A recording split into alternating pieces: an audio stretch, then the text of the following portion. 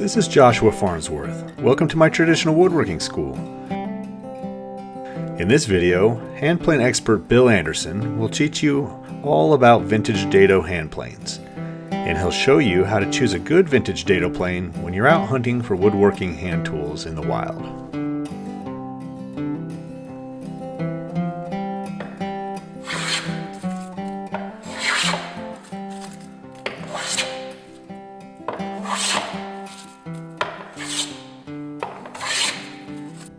Our fourth group of planes we're going to talk about today are dado planes.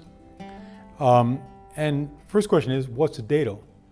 A dado is a groove that goes across the grain of the board, for example.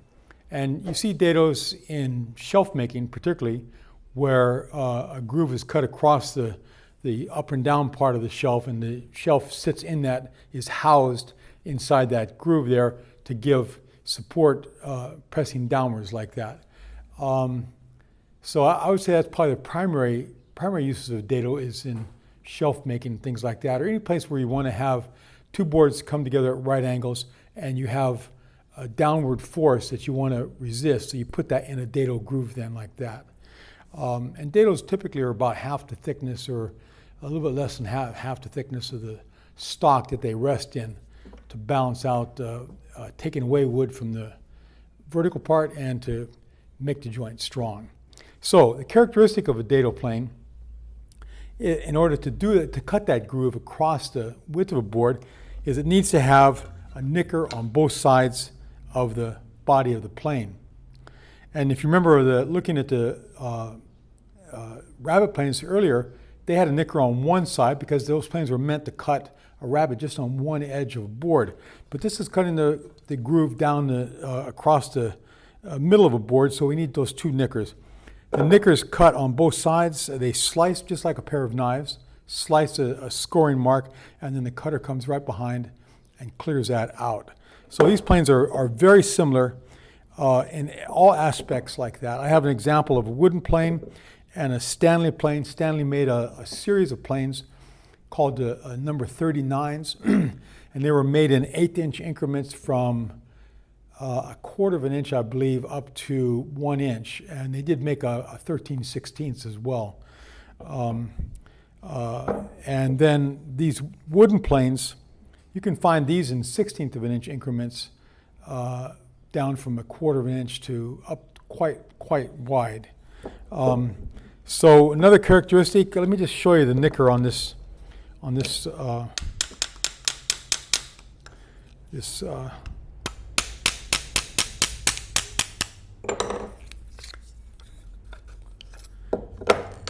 you can see the nicker has got 2 points.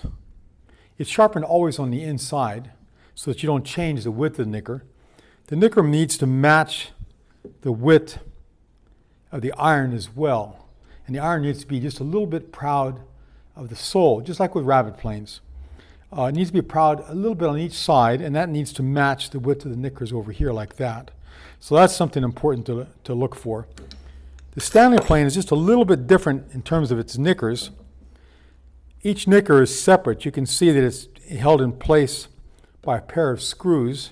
If you were to take this one of these nickers off. Hey, I hope you're enjoying watching our video so far, and I just want to take a few seconds to let you know about our traditional woodworking store, which you can visit while taking a class or by visiting our website at woodandshop.com/store. You'll find our amazing products to help you grow in traditional hand tool woodworking, including in-person and video woodworking classes, woodworking hand tools and workbenches, woodworking plans, traditional wood finishes, shirts and hats, and cool hand tool woodworking gifts for you or your loved ones. Okay, back to the show. Just set that right down there. You can see that they were very clever in the design of the ramp that the nicker sits on. I don't know if you can see this in the camera, but the ramp is tapered up to even with the sole here. So no matter how shallow or steep you make the bevel, the nicker is pushed up right. You can adjust the nicker so it's pushed up just proud of the sole that way. Depending on how far up and down you move it like that, it rides up on this ramp. So you can adjust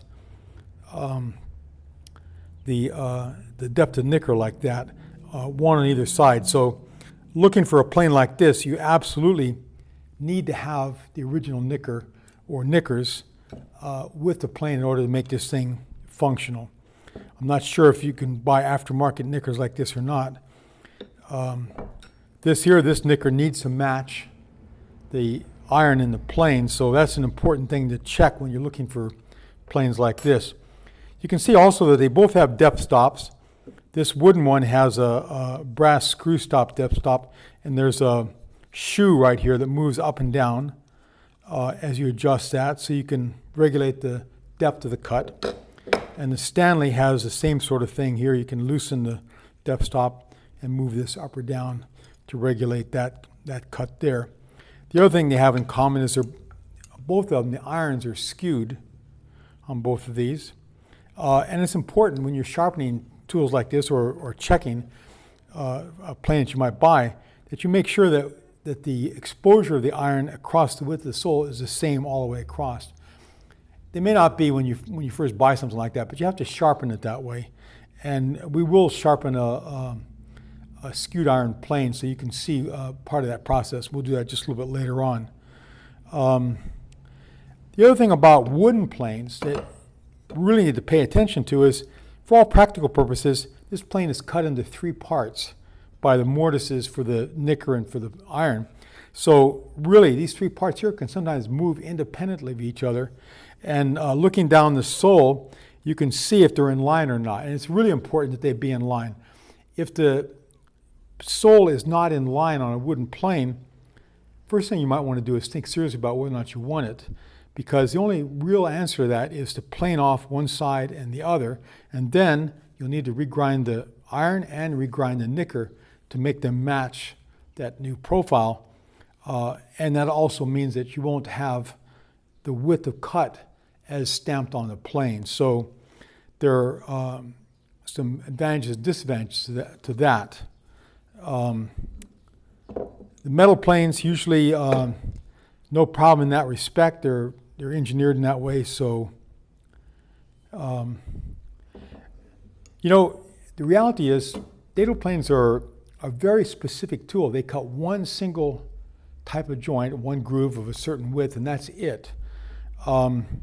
And if that happens to match the stock you're working with, or you can easily adapt your stock to the width of this groove, that's great.